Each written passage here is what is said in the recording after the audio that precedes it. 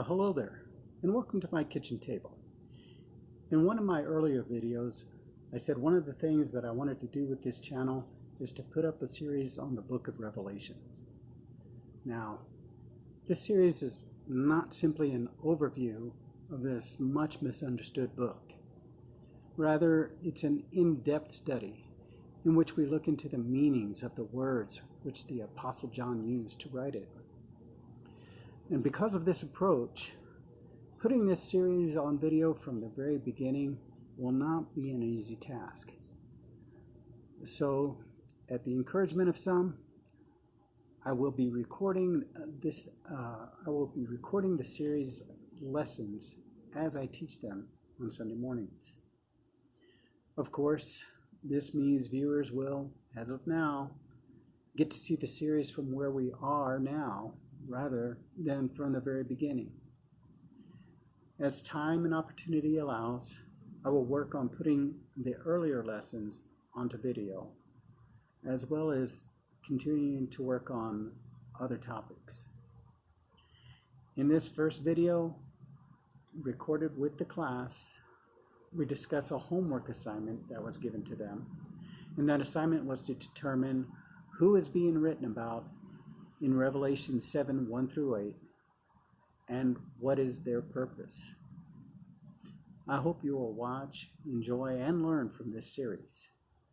And as always, I thank you for joining me at my kitchen table. She wanted to keep seeing, wanted to keep seeing the lesson, so she's gonna video. So anyway, what I'm getting at is this book, I don't have time to explain it, but this book basically is saying when you read about the pillars of the earth, the circle of the earth, the four corners, things like these are extra dimensional. It's speaking extra dimensionally. So it is, yes, the four corners, the four winds are, yes, they are generally directional things, but now it's also extra dimensional. So anyway, now that I interrupted our verse reading for that. It just covers all dimensions. It covers all dimensions. All right. And it says, Then I saw another angel ascending from the east, having the seal of the living God, and he cried with a loud voice to the four angels to whom it was granted to harm the earth and the sea, saying, Do not harm the earth, the sea, or the trees, till we have sealed the servants of our God on their foreheads. And I heard the number of those who were sealed, 144,000 of all the tribes of the children of Israel were sealed. So your homework assignment was, who are the 144,000 and what is their purpose? Now, Larry was the first one to get his homework done, I think, unless it was a tie between Larry and Betty. So I'm going to let them... Huh? No, he was... So I'm going to let Larry... That was a month ago. I'm going to let Larry go first and figure out, well, what did he discover? Okay? What did you find? Well, first thing I found kind of interesting was the first thing was the tribes. There was two tribes that weren't mentioned, and that was Dan and Ephraim. And he just give a verse in Genesis 49:17 about how the tribe of Dan was cursed. And same way with Ephraim in Hosea 4:17. Okay.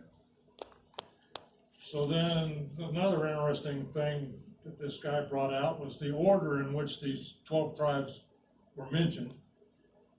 It's, what is it when the names of these tribes? It's usually in birth order. Yeah. So that was kind of interesting. Yeah, because this one is not in birth order. No, but it's, how was it? Did their names make a verse? Oh, I Remember see when what you're you, saying. Yeah, I see what you're saying. Yeah. I don't remember that. I remember reading it though. I know what you're talking about. Yeah, where the list of names actually create a sentence that tells us something. Y'all remember that? Yeah. Okay. I don't remember exactly what that one is, but I know what Larry, but we all know what Larry's talking about, right? So, So I've got it here. if you- okay, go ahead, read it. Okay, so, it says, I will praise the Lord. He has looked on me, granted good fortune. Happy am I, my wrestling, making me to forget. God hears me, joined to me, purchased me, dwelling. God will add to me, son of his right hand. Okay? And that's, remember, we're talking about 144,000, and that's what those names mean. What else? Anything else? Because I know he's got a whole piece of paper written on it. Well, the most interesting thing I found, this guy that I listened to on YouTube, he said he wasn't real dogmatic about it, but he tied the 144,000 to children, the babies that were killed in Jesus, when Jesus was a boy. Okay? That these, if you look at, it says in here that they were virgins and undefiled. Okay? Well, that would be tied into these babies that were killed and Now, let me ask you though. In this list, does it say anything about them being virgins and undefiled? And the answer is no. That's actually in Revelation 14. you know, And there are, and I'm only interrupting you because there actually are some people who differentiate between the 144,000 of Revelation 7 and the 144,000 of Revelation 14. There are people who actually differentiate between the two. Just throwing that out there. But well, why would they differentiate? because this is probably one of the best, the 144,000 probably has more stories about it, about who they are and what they do than any other section in the Bible. Honestly, because I hadn't heard that one about the tying it to the babies in Bethlehem when Jesus was born. Well, he seemed to think that there was, now how you, Yeah, because they're virgins and undefiled. Problem, they're in Bethlehem. They're not the 12 tribes. Because they went there to be taxed, remember? well, it says in Matthew something about all the coasts, the babies were killed. Okay, yeah. Okay. Anything else? Well, then he kind of swings around and talking about the four winds and the four corners, ties it into, he says the only place it was mentioned was in Ezekiel, where it talked about the bones, the dry bones. And he thinks maybe that all those dry bones were these 144,000. And what's their purpose then? Well, he's gonna bring them back when he comes back. Ready? What do you have? Well, when I first looked it up, there was 4 different theories on the 144,000. And the first one was that it was the very first 144,000 Jews that were saved way back when. Okay. And they were going to be resurrected. And then there was 2 other ones that didn't really stand out at all. And then the last one, of course, was 144,000 now, during this time, men and women, Jews, empowered by God to go out and witness, like that last-ditch effort thing. And then Carrie brought up a question that, she had said that, Aaron had said that technically, and I looked this up too, that once you become a Christian, you have been adopted into God's family, so you are now an adopted Jew. So one of the other theories was that it could be Gentiles too, 144,000. That no, because now we've been. So that's. And do you think that these could be Gentiles? Do you think they could be Gentiles? Do I think they could be Gentiles? When I heard that, when I thought about that, yeah, and the thing about adoption is people who a lot of times now this is what I was told, people who are adopted into families actually almost have more rights because they can't get rid of that adoption. Exactly, they do, they do. When you adopt somebody, you cannot disown them. Not like a Not biological. like a- And so Right. when you stop and think about us being adopted into God's family, you know, but bottom line, I've always believed that it was 144,000 Jews empowered by God to just go out and, you know, he's trying, God wants everybody saved. He wants everybody to go to heaven. He doesn't reach, anybody should perish. So he is, you know, what else can he do? You know, he's just doing everything in his power for us to make our own choice. Okay, did you do it? Did you do the homework? I assignment? did just a little bit here and there. I mean, it's basically a lot of the same thing that she talked about, and just that they're sealed for a reason. Nobody can touch them until God allows them to be killed off. What's their reason for being sealed? See, that's why I'm asking, what's their purpose? They're sealed for a reason. To What's their testify, to purpose? spread the gospel to testify and to the discern. ends of the earth, Okay, because all are to hear. okay. So yours is basically the same as hers? You got Kinda. anything different? Well, just to testify and discern good and evil, and to be able to separate good from evil, and to show the power of God to others, and that's about it. And while Cindy is the teacher's pet because she's my bride, I don't ever help her with the homework, by the way. So what did you find out? Because she did hers, and she's just been dying to tell. Okay, but speak up for me so I can hear you, please. Okay, I will talk. Yeah, no, this thing's actually kind of loud. Yeah, I usually can't hear you back there. You can't, No, oh, okay. Well, I looked at it in a different light. okay, So the whole chapter 7 is split in between two pieces. The first part, verse 1 through 8, is the sealing of God's servants. And then 9 through 17 is the saints in white robes. So I got to looking at it and did some looking at other verses. And so these 144 are sealed in their foreheads, Mhm. right? So, but why? So in Acts 26, 6 through 7 is the promise of God of the coming of Messiah and his resurrection. And it also states,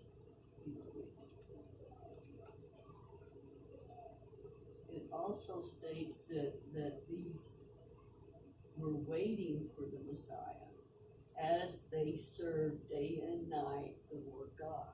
okay, Okay, so they're servants. right, Right. So then also Acts 13, 30 through 33, we can look this up if you want. So what I saw is that these 144 that are sealed, nobody's going to be able to touch them until the saints down here judge them. Because, and it says in Luke and in Matthew that they will be judged by the 12 apostles who will sit on 12 thrones, and by us who overcome, because we will be sitting with Christ on his throne. So they are reserved for judgment. What did they do with Messiah?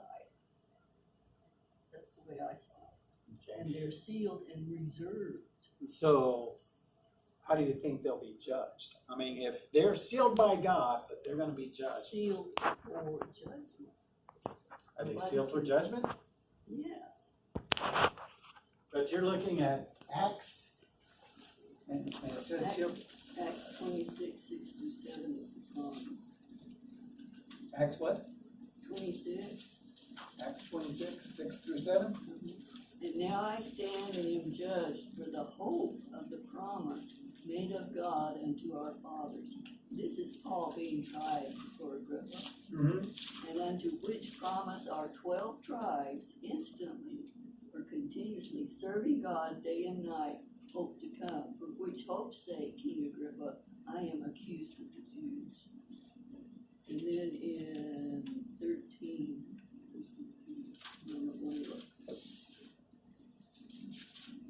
that's the way I see it. Okay, where does it say they're sealed for judgment, though? That's what I'm getting at, is, It says in chapter 7 that they're sealed. But, okay, so starting with verse 30 in chapter 13 of Acts. But God raised him from the dead, speaking of Jesus, and he was seen many days of them, which came up with him from Galilee to Jerusalem, who are witnesses in this day. And we declare unto you glad tidings, how that the promise which was made unto the fathers, God hath fulfilled the same unto us, their children, in that he hath raised up Jesus again. So that's just part of the promise of Messiah, that he is coming. But what has the Jews done with that? Really, with that actuality? Jesus was the Messiah, and nobody can touch him until they are judged by the apostles of us, according to the saints in one word. Let's see what else. I'm just shocked nobody mentioned Jehovah's Witnesses. Come on, people. I read a whole article with that, and then I realized it was Jehovah Witness, and I turned it off. Jehovah Witness? Yeah. They believe they're the 144,000, but only if you were a Jehovah's Witness Well, before it tells us who they are. 19. Well, you know what? And here's the thing, and we're gonna, as you can see, there's like what? You got 8 pages of this lesson. It's not gonna be one we're gonna get done today. It's not gonna be one we're gonna get done next week. All right, there's 8 pages. There's actually a lot of stuff to cover. And we're only breaking down one verse. We're only going to break down verse 4 in this lesson. We're not going to break down the other verses. But let's go over some basics here. 144,000. What does verse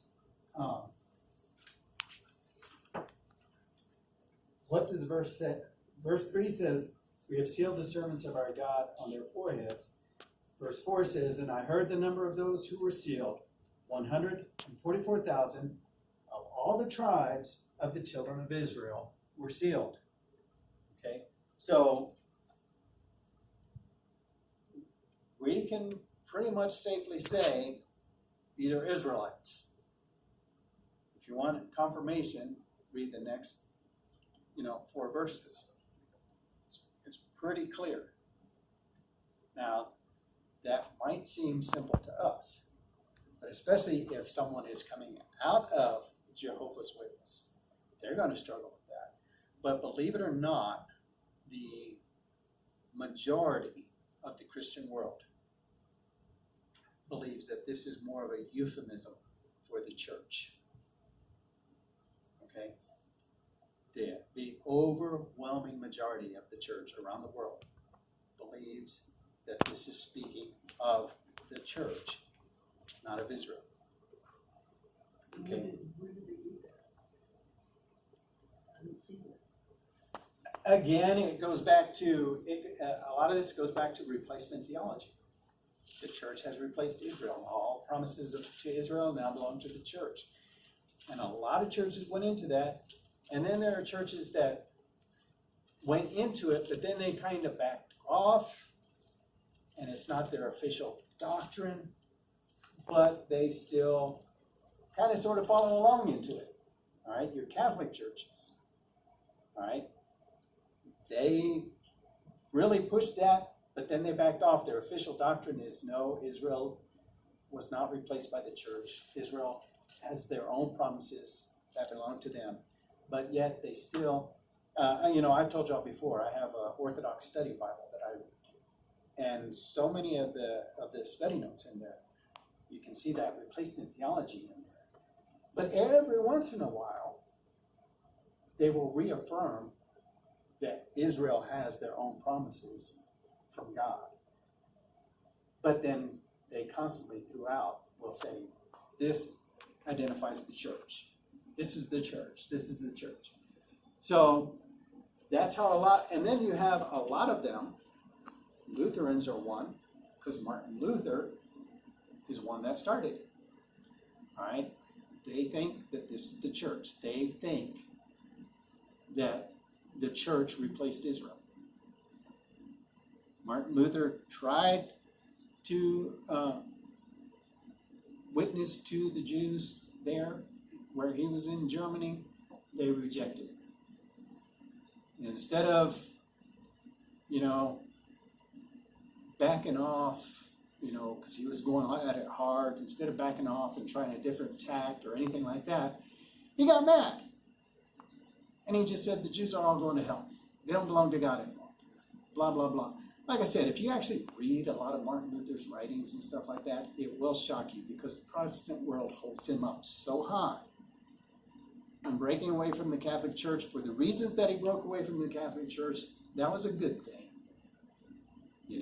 but we shouldn't put people up on a pedestal because Martin Luther was not, some of his things, again, I've talked about him in the past, some of the things that he believed and taught, not good things. So this is why I say the majority of the Christian community around the world does not believe that this is talking about Israel. They believe it's talking about the church. Another interesting thing, Larry mentioned it. One, Larry mentioned both of them. One, the order they're put in. You look anywhere else in the Bible and it's listing the tribes of Israel by order, it's going to be by age of birth order. Okay? This one is not. Judah is first. And why? Where does Yes. Messiah come? Yes. But you see what I'm saying? It's interesting about it, but it's also interesting because two tribes that are normally listed are left out. One tribe that is not usually listed is put in. What tribe is that that's not usually listed that's put in? Levi. Because a lot of times when they're listing the tribes, it's talking about these were the men of war from this tribe. These are the men of war. Well, Levi didn't go to war. Okay? The one time they did, yeah, it was great. That was Jericho, by the way. Right? But no, Levi didn't go to war. Also, Levi did not receive a land inheritance, did they? No. Well, they did in a roundabout way. They did in a roundabout way. They did not receive a plot of land. They got some cities within all the other tribes to spread the priesthood out. But they got some cities and they got the immediate land around the cities for grazing and farming, whatever, but they did not receive a tribal plot. So here you have, well, what two are missing? Dan and Ephraim. Why? And Larry mentioned it, I think. Cursed. They were cursed. Yeah, they were cursed. Why were they cursed though? They tried to kill somebody they weren't supposed to kill. Well, you think about it, when the northern kingdom broke off from the southern kingdom, what did they do? Rehoboam, I think it was Rehoboam, right? Because Jeroboam was Solomon's son, right? And Rehoboam, I think I got that right. But what did that new king of the northern kingdom of Israel, what did he do? Because his advisors told him, all the people are going to keep going down to Jerusalem to worship. What do? Make a new Jerusalem, basically. The altar. He made new gods. What were they? Y'all remember? The golden calves. In fact, when he inaugurated the first one, he actually used the words that Aaron used when they did the golden calf there at Mount Sinai. This is the gods that brought you out of Egypt.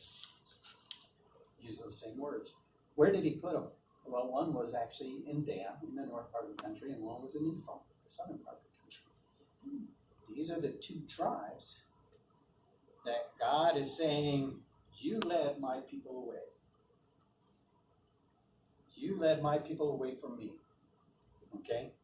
Yeah, when Jacob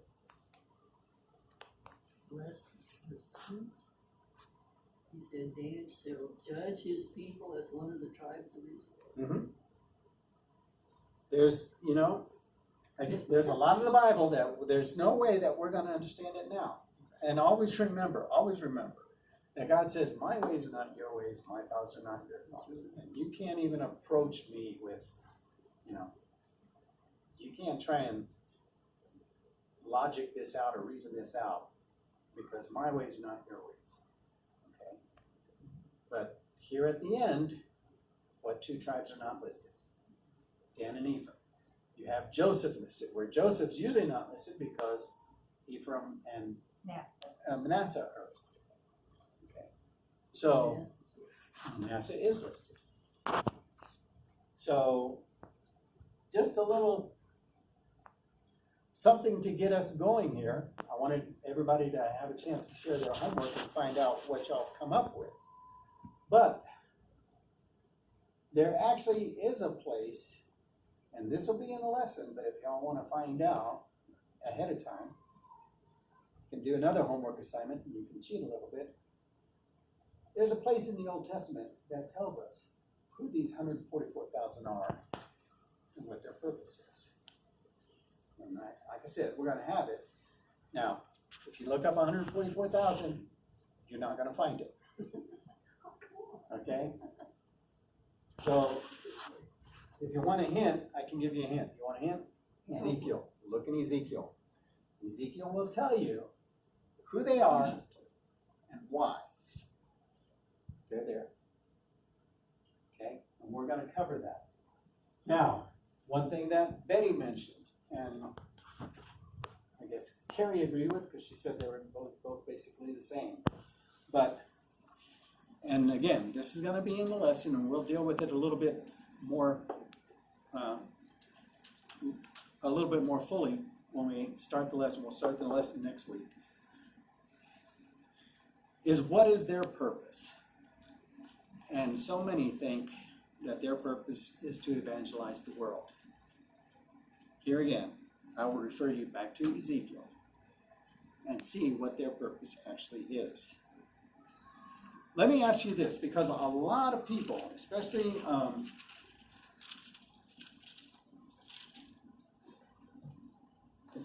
in the Protestant world, that believes in a pre-tribulation rapture, a lot of people think that there is going to be some kind of great revival, that there will be more, and I used to believe this too, so I'm not putting down anybody who thinks this, but there will be more people saved during the time of the tribulation and during the time of God's wrath, that there'll be more people saved than at any other time in history. And here's my question, because I'm not going to ask you whether you believe it or not. What I'm going to say is, if you believe it, prove it.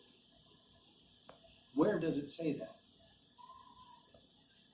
Where does it say it? It doesn't say it anywhere. If your heart shall be hardened. Hearts will be hardened, just like in Egypt. That's what it says. So why do people get the idea, where does this idea come from that this is going to be the greatest time of evangelization in all the world? Where does this idea come from? Okay. So, again, it says their hearts will be hardened. But I mean, you look at what we just finished. We just finished with the sixth seal. And if you look back, chapter 6, starting in verse 12. I looked when he opened the sixth seal, and behold, there was a great earthquake. And the sun became black as sackcloth of hair, and the moon became like blood, and the stars of heaven fell to the earth, as a fig tree drops its late figs when it is shaken by a mighty wind. Then the sky receded as a scroll when it is rolled up, and every mountain and island was moved out of its place. And the kings of the earth, the great men and the rich men, the commanders, the mighty men, every slave and every free man, bowed down and prayed to God and asked for salvation. And the Lord came and saved them all. Oh, wait, that's not what it says, is it? What does it say?